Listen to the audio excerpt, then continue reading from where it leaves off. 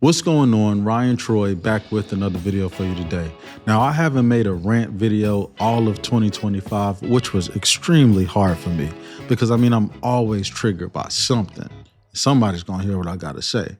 Unfortunately, or fortunately, depending on how you view it, YouTube wasn't the place for that in 2025. But in 2026, I'm here. Now, the internet is a very dangerous place, and I want to make sure I explain what I mean by that. Now, there's so many people that want to be content creators and want to do all of these things and give information to all of these people on, quite frankly, things that I personally don't feel like they know about. But they get one video sometimes, and once they get that video that does these views, they really feel as if they have to keep going and give their knowledge to other people. And I'm seeing it, and the reason why it's dangerous to me is some of these topics that you're telling these photographers or anything, it doesn't even matter if it comes down to photography, but once you are telling them these certain things, they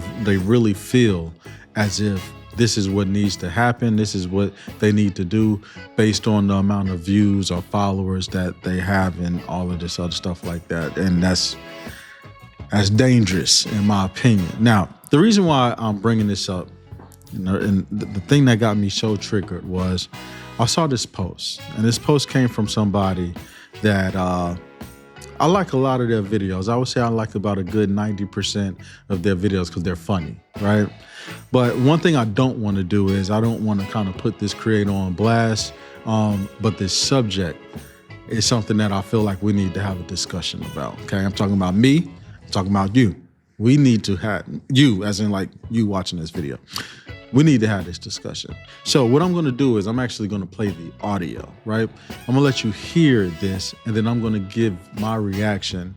And I actually slid in the comment section because you know, who gonna stop me, to give my opinion. So without further ado, let's go ahead on and get to the audio of this post right here. All right, let's get to it. Somebody asked, what's our price? And we respond with, what's your budget? It's not us saying we don't know our price. It's us saying, hey, how much money do you have to reach the desired goal that you have for this clothing line, for this brand, or for your company? It's not us saying we don't have a standard price, but depending on your goals and what it is that you want to achieve, the price changes and varies. Do we need to set? Do we need permits? Do we need models? These things shift depending on your goals and your desires. If it's something like filming a home listing or something of the sort, you could have a set price. If it's a wedding or something of the sort, you can have a set price. But when it comes to commercial work, it varies depending on your goals, how it's distributed, and exactly what you want in the vision that you have. It changes. So when we ask, what's your budget? It's not because I don't know my price.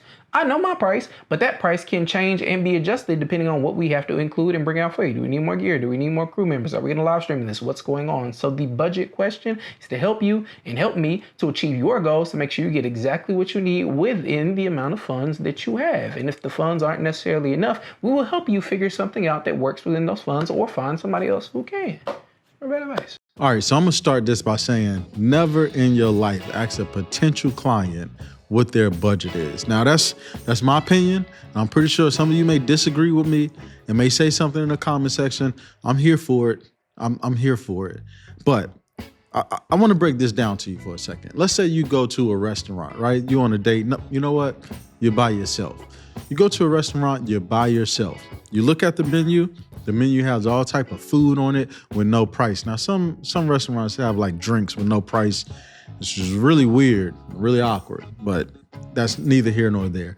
You're looking at this food. You see a steak, a ribeye steak. You ask the waitress, how much does this steak cost? And the waitress says, well, what's your budget? Now you tell the waitress, I don't know, my budget's $50. He was like, you're in luck. That steak costs $49.99. Now, I don't know about you, but me, I feel like I'm being scammed. Because if I said my budget was $25, are you going to tell me that the steak is $24.99? You don't want to give your client or potential client any reason to feel like you are scamming them. And to me, that just feels like a scam. Now, this is what I would do in a situation. I don't care how big or small this project can be, or this session or whatever, commercial, wedding, it doesn't matter. You need to sit down with your client You need to understand what it is that your client wants. Now, this whole thing is me. Yes, I have packages. I actually have packages on my website, right? Don't go to my website looking at my packages because they may vary depending on city to city. If you're in New York City, never charge what I charge. I charge way too low. If you're in Timbuktu, I'm gonna come back to that. If you're in Timbuktu, don't charge what I charge because it may be high. I don't know. Someone else will tell you, charge what you feel you're worth. And at the end of the day, that is what you should do. So whether in New York and you feel like you're worth to shoot at the prices I shoot, then do that. We're getting outside ourselves. Either way it go, I have packages listed on my website. So clients, they already know. But here's the thing. I can't have a package for everything. For instance, I have no package for events and I have no package for weddings. Why? Because those type of sessions vary depending on so many different factors, right? So let's just say we're doing a wedding, even though he said it's fine to have packages for wedding, but not commercial work. Me, I'm gonna treat it the same exact way, commercial or not. I'm gonna speak with the client. Once I'm speaking with the client and they say, how much would this charge? I'm going to go and say, all right, well, let's go through this day. Let's go through deliverables. Let's go through every single thing that it is that you want, right? Let's break that down. What does that look like? Now, if they say things that may make me feel like I need another person, I need an assistant, I need this, I need that, that's great. That's my notes. That's what I'm taking right now. So they're breaking down everything, how many photos they want, where they want to post the photos. You know, they may come through with different type of, reference photos as far as like, yeah, we want it to be something like this, or we want it to be something like that. Hopefully you can see that, and all type of things like that. Perfect. Now what I'm going to do is I'm going to say, all right, I'm taking all of this. I'm going to get back with you in set amount of time, and I'm going to give you a quote on this, which is usually how every single thing works in life. Try to get anything custom on a website. They're going to have you put in so much information, and they're going to tell you, we will get back to you with the quote. Now, here's the thing. You don't have to quote them on one price, right? You can do the same exact thing. You can put things out into packages, right? Package A, package B, package C. And that way, regardless of what their budget is, that way, if their budget is a little bit low, hey, these are the deliverables. This is what comes with that. Try to make B or C be their ideal package. Listen to every single thing that they say. Try to make that be something that is as close as possible with a nice price that you feel is really, really worth it. But also, give them options. Give them stuff that may not come with every single thing that they want, maybe at a little cheaper price, which will be easier for you to do because you're not doing all of that, right? And that way, once you give them your quote on what it takes for you to do everything they want, and they're like, oh no, maybe this just ain't a fit.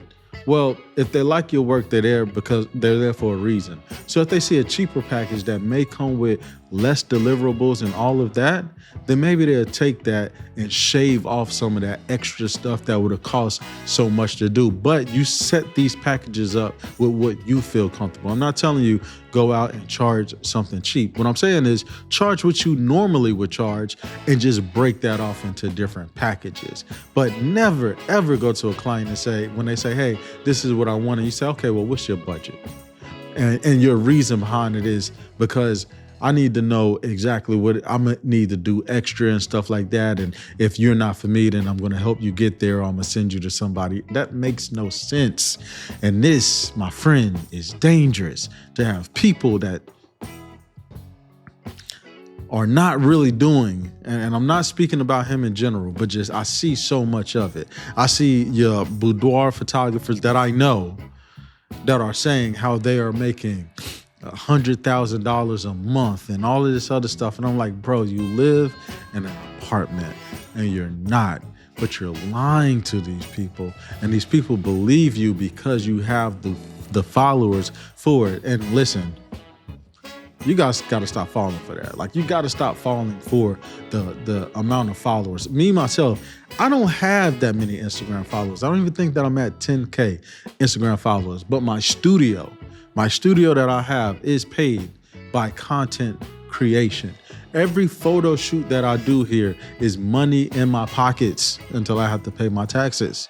But my rent is paid by my sponsors like Evoto, love you, thank you so much, Skillshare, Pick Time, a few. Neither here nor there. Either way it go.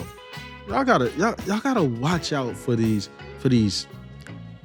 content creators selling you this nonsense. You just gotta stop. Come to me. Come, you know what? Come. There's room for you. Come to me. I'll never in my life pimp you whatsoever.